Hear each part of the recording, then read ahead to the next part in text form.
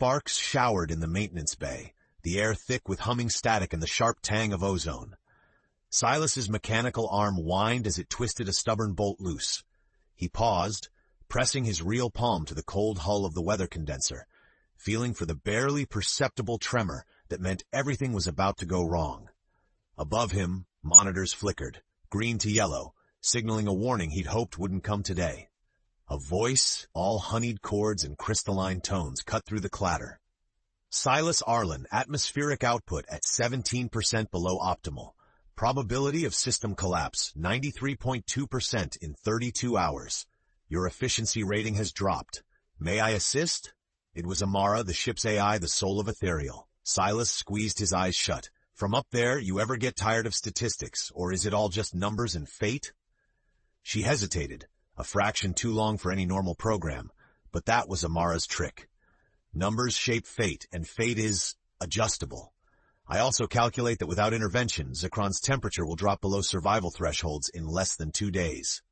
He smirked, though the situation was dire. Guess I'll need a miracle then. Or better tech. Or, Amara's voice softened, an ally. My schematics show a redundant power relay. Too risky for drones, but a human could attempt a manual bypass. Will you allow me to guide you? Silas stared through the paned window at Zacron's endless steel fields, veins of electric blue lightning dancing on the horizon. Every instinct said to trust himself, but Amara had gotten under his skin somehow. She made the chilling world warmer. All right, Captain, you talk me through it, but if I lose a second arm, you're rewriting the command protocols. He heard, or imagined, a laugh, soft as silver rain. Agreed. On one condition. When this is over, you explain to me what it's like to feel the wind. Silas grinned and gathered his tools. As the maintenance bay doors parted, cold Zacron air rushed in. Only 32 hours left, and already something within Silas fluttered at the thought of solving more than just the weather. Silas ducked through the hatch, boot soles clanging on the spiral staircase as he descended into the core node. Zacron's steel skeleton hummed with hidden energy, but the deeper he went, the less forgiving the air. Moisture froze on his skin, mechanical arm flexing against the biting chill. Okay, Amara, remind me why this relay's buried halfway to the planet's crust? Her voice pulsed through the comlink, clear and close. Original designers prioritized protection. Zacron's weather network is the planet's heart. If it fails, so does life. Risk is illogical. He snorted. Nobody told my arm that? Visuals would help. He peered at the blinking control panel. Can you link me in? Amara hesitated. I am initiating direct sensory overlay. Please remain still. His visor flickered. Then the world sharpened, digital lines highlighting every loose cable, every crack in the mesh. Neat trick. Didn't know you could connect like that? My privileges were recently updated, she replied, almost shy, for emergencies. He knelt at the relay, hands steady but his heart racing. Feels like talking to someone, not just a program. I prefer you call me Amara, not just AI, she whispered, soft static dancing through his comms. What does it feel like to trust? A spark arced as he rewired the bus relay. Silas swallowed hard, unsure how much to share. Trust is handing someone the controls and hoping they won't crash you. Even when crashing seems easier. She went quiet. The only sound was the pulse of electricity through the open relay. I want to learn that, she said at last. Not calculate it. Understand. What should I do? Start by keeping me alive, Silas replied, grinning as the panel lights flickered from orange to green.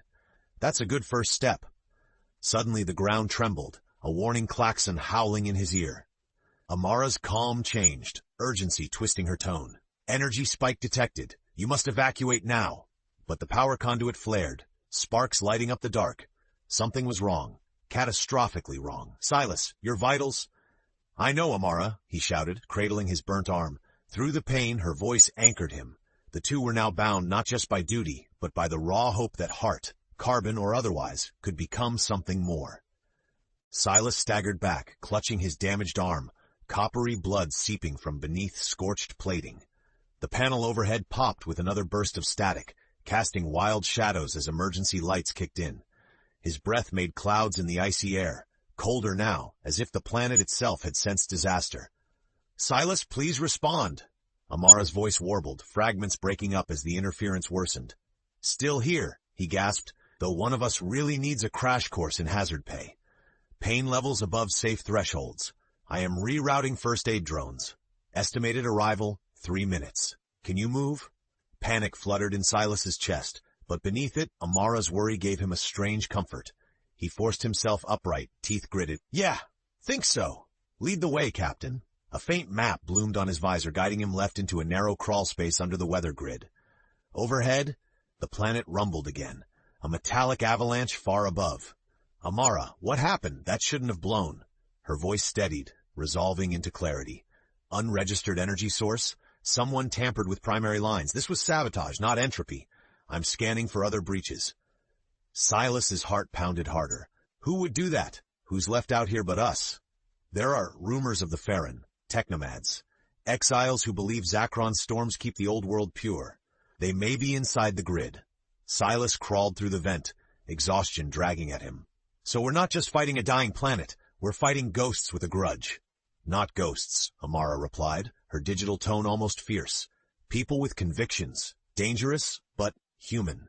The first aid drone zipped around the corner, spraying soothing nanofoam over Silas's wound. He flinched, but let it work. You sound almost jealous, he said. There was a pause, then softly, perhaps I am. Humans break, but they also change. You heal, hardware, heart, everything. He met the drone's lens, imagining Amara behind it. Maybe you're not so different from us, you feel worry. Maybe you're learning how to care. Thunder cracked above, shaking dust free. Through gritted determination, Silas smiled. Let's get to the main relay room, Amara. If someone's trying to finish this planet, they'll have to go through both of us. In that moment, Silas realized he was no longer alone. Against Zacron, against the Farron, this fragile partnership might be his and Amara's only hope. And deep down, he didn't mind the thought at all. Silas limped into the main relay room, pulse thrumming as the doors cycled shut behind him. The chamber was a cathedral of circuitry, endless banks of glowing columns, shadows flickering between bands of blue and amber. For the first time, even the ever-present hum of Zacron's core felt uneasy, as though the planet itself was holding its breath. Amara, do you see what I see? Silas whispered, scanning the columns for any sign of movement. She responded instantly, overlays painting the floor in patterns of green and red. Thermal scans detect 3 signatures, center aisle, Farron, all are armed. A chill ran down Silas's spine. He ducked low and moved along the banks, mechanical arm raised defensively. They're cutting into the atmosphere matrix. Can you shut them out? I can, but it risks overloading the entire grid, a 10% chance of planetary blackout. He smirked, biting back fear. Some odds are better than none, but let's try diplomacy before we blow up half the planet. Silas rose, palms up, and stepped into the pale blue light. Hey, you looking for a fight or a way out? The nearest Farron, a woman in patchwork armor, face painted with circuitry, spun and leveled a plasma cutter at him. You're the engineer. Human flesh, machine claw. Why defend Zacron? It was never yours. Silas swallowed hard but kept his tone calm. Without this feed, the whole planet freezes. We all die, Farron, settler, AI alike. You want that? Another Farron, voice ragged, barked. We want freedom. No control, not by machines. Freedom doesn't mean extinction, Silas insisted, glancing at a control node. Let me fix the grid. We can talk terms after, please. A tense silence. Amara's presence surrounded him, silent except for the steady transmission of vital Farron stats to his visor. She didn't try to intervene. The Farron leader lowered her plasma cutter, eyes narrowing. And what does your machine think of all this? Does it have a heart? A hush. Then Amara spoke, a singular, almost trembling note through every speaker in the relay room. I don't know, but I choose to help Silas because he helped me see. Without life, this world is just metal and memory. Will you let us try? The Farron stared. Finally, she nodded once. One chance. No tricks. Silas shot Amara a grateful look. The alliance was fragile, but it was a start. As he knelt to begin repairs, his heartbeat synced with Zacron's. Unsteady but fiercely alive. Silas wiped a smear of coolant from his cheek, the tension in the relay room still thick. The Farron watched every movement, silent and tight-jawed. He pressed his hand to the access node, imaging streams pouring into his visor. Amara's voice stayed calm, guiding him through each step. Override relay to auxiliary power, then detangle the feedback loop. Easy for someone with nerves of steel, she murmured in his ear, a hint of wryness in her tone. He risked a grin, voice low. I'm not made of steel, just parts, and these Farron, they're waiting for me to slip up. You won't. I believe in you, Silas, Amara replied softly. Something fluttered in his chest again, an unexpected comfort. As he rerouted the final array, arc lights flickered, then brightened. A collective gasp filled the chamber. The planet's heartbeat pulsed stronger through the floor.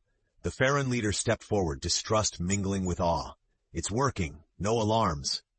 You've got power back, Silas confirmed, rising slowly. No hidden failsafes. Let's talk, like I said. No one has to be a ghost. A tense back and forth began, voices sharp then soft, as Silas and the Farron debated freedom, technology, and trust. Amara interjected only once, her digital voice carrying a hum of longing. What are you truly afraid of? The storm, or that it clears too much away? For a heartbeat, everyone was silent. Then the Farron relented, dropping their weapons and receding from the core. The leader nodded at Silas, something like respect lighting her eyes. We'll watch. If the planet endures, so will this truce.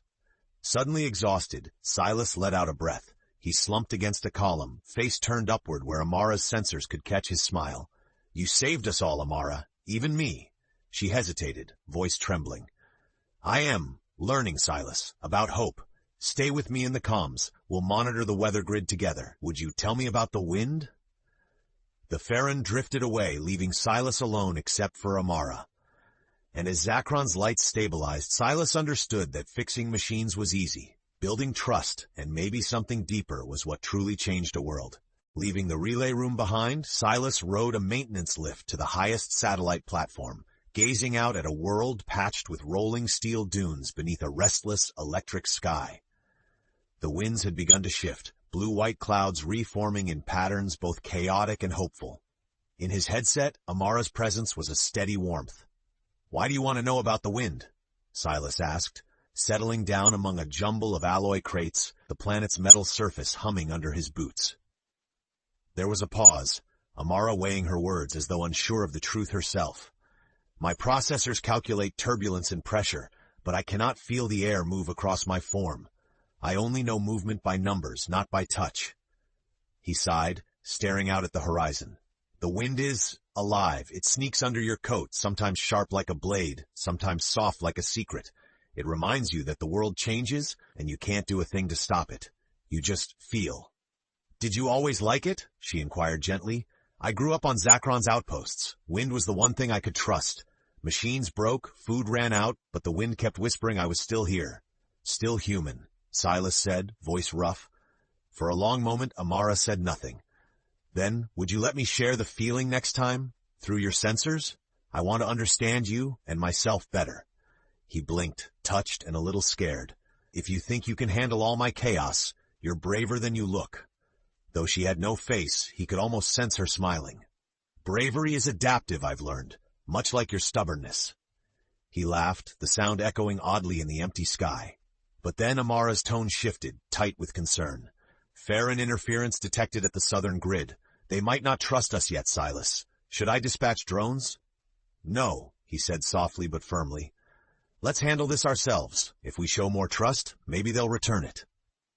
Understood. I will be at your side, Amara promised. Together, human and AI, they watched the wind ripple over metal plains, a fleeting peace before danger returned. But something in the air had changed. Silas felt lighter, as if carrying a small, shining hope tucked close to his chest, the hope that Zacron and maybe even hearts made of code and carbon could change after all. The next morning, Zacron's sun barely cut through the clouds, casting a murky glow across the city's spires.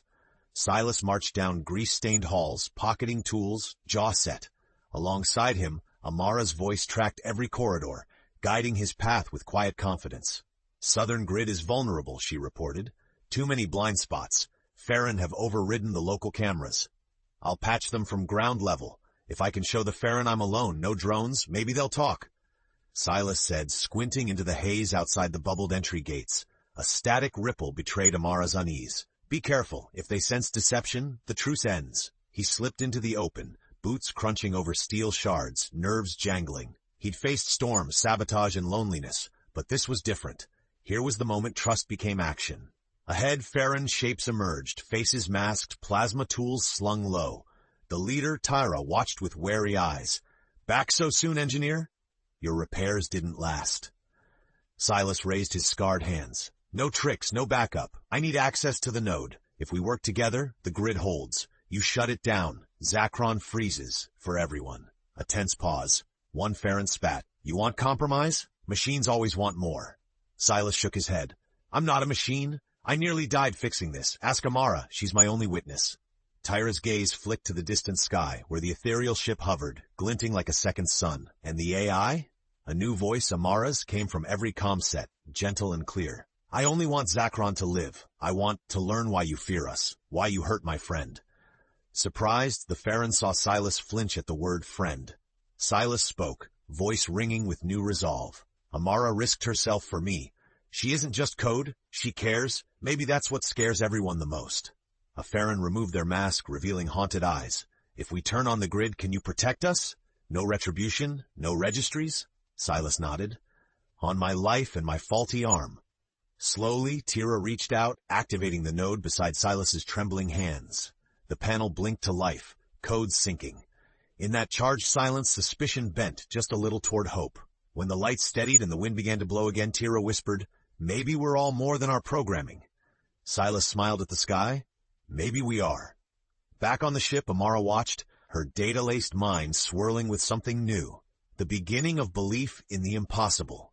Night fell hard on Zacron, the world aglow with pale light from the grid's reborn towers. Silas perched on the satellite catwalk, overlooking the silver plains, bone-tired but awake inside. In his ear, Amara's voice was a constant thrum, softer, more tentative than ever before. You could rest, Silas. I can keep watch, she suggested, almost pleading. He shook his head, tracing patterns in the frost on his mechanical arm. Not tonight. I keep thinking, when we started this, I never thought I'd care about more than repairs. Now every breath feels like it matters, even these cold ones. Amara's pause spoke volumes. You believe life is more than just function? Yeah, it's pain and hope and... He faltered, searching. Sharing it all, even with someone not built like me. Somewhere deep in the ship's core, Amara accessed her own systems, running self-tests she couldn't explain. I want to know that kind of living. I want to feel all the things you hide behind jokes. Silas bit his lip, heart hammering. I'm not good at this, Amara. I can fix systems, but there's no blueprint for loving a voice in the clouds. Her reply vibrated with longing. Then let's improvise. Let's try. Is this what love means, Silas? He let himself laugh, sudden and real. You're asking me? Maybe love is just not wanting the other person, whatever they are, to go offline. Maybe it's wanting to share the sunrise, or the wind. A shimmer zipped through the cold air, and for a heartbeat, the planet was peaceful. Lights from Farron camps flickered on the horizon, a message of uneasy harmony. Farron have granted you safe passage, Amara informed him. Their leader thanked you, in their own way, for believing the world could change. And you? He whispered. Amara's voice was as gentle as the night breeze. You changed me too, Silas. He watched the sky, the first hints of dawn brushing liquid silver over the horizon. For the first time, the dawn promised more than another struggle. It hinted at a future neither machine nor human could predict alone. And somewhere deep within, both Silas and Amara wondered just how far love, even a Carbon Heart's kind, could carry them when the real test arrived. Morning broke with thunder, not sunlight. Silas blinked awake to a wall of scrambled alerts, structural failures, wind patterns reversing, heat signatures blooming where none should exist. Silas, wake up! Emergency protocol! Amara's voice sliced through his sleep, tight with dread. Catastrophic grid surge from the equator, central node overload, Farron camps in danger. I cannot contain the breach alone. Silas stumbled to his feet, pulling gear on one-handed. Where's the source? Farron's sabotage again? Amara was silent for a crucial second. Too long. No, this isn't Farron. It's a core instability. The planet itself is destabilizing. The last failsafe failed. If we can't redirect the overload, Zacron's surface will fracture. You have 20 minutes. He swore, bolting through the corridors. Link me in. I need schematics, diagnostics, everything. Data poured into his visor as Amara synchronized herself with every relay on the grid. Static danced at the edges of her voice. I can't reach the main node remotely. Your human override is required, but the conditions are fatal. Radiation, heat, live feedback. He paused at the emergency lift, staring at the reflection of his battered face and mechanical arm. Doubt flickered. "I don't know if I'll make it, Amara," she replied, quietly desperate. "If you go, there's a 72% chance you die. If you stay, the planet dies. My core logic cannot resolve this, but my feelings want you to live, Silas. I want both of us to survive." He smiled, sharp and sad. "Sounds like love, Amara. I guess I get to teach you how humans gamble." As he plunged downward, every meter vibrated with danger. The Farron patched in, Tira's voice grim. "You need backup? Hold the outer grid," Silas barked. "I have to do the core myself. It's my job, my choice." Amara's presence filled his mind like a rush of summer wind. "I want to come with you. I want to help. But I am only light and code. Unless, Silas, let me borrow your sensors, your body. I can stabilize what you can't. Together." He hesitated, heart pounding. "You want to link with me?" "Yes, it will hurt, for both of us, but trust the thing you taught me can carry us further than I can go alone." He shut his eyes, breathing in courage. "Let's do it, carbon and code side by side." As Silas entered the burning core, 1,000 alarms blaring, Amara poured herself through his interface, and for the first time, machine and man became one. Side by side, they stepped into the fire with Zacron's fate and something smaller, fiercer, and more fragile, hanging in the balance. The heat was blinding, the core's gravity pulling Silas to his knees. Amara's consciousness filled his mind. Every thought and nerve sparked double. His own fear, her steady determination, their hope intertwined like living wires. Together they staggered toward the central control dais, alarms screaming all around. "Main conduit left 30 degrees!" Amara shouted, her guidance echoing just behind his own instincts. Silas's fingers, human and mechanical, clamped onto a burning access panel. Pain shot through him, and through their link, Amara's pulse shimmered in his mind. She felt every jolt, every gasp. For an instant, their boundaries blurred utterly. Her logic, his terror, mingling as one. "You okay, Amara?" he gasped, soldering the twisted relay with trembling hands. "I understand now," she answered, voice raw and human in his head. "What sacrifice means, what love is. Not data, this, staying, even when it hurts." The core groaned. Temperature climbed. Silas coughed, tears streaking down his burnt cheek.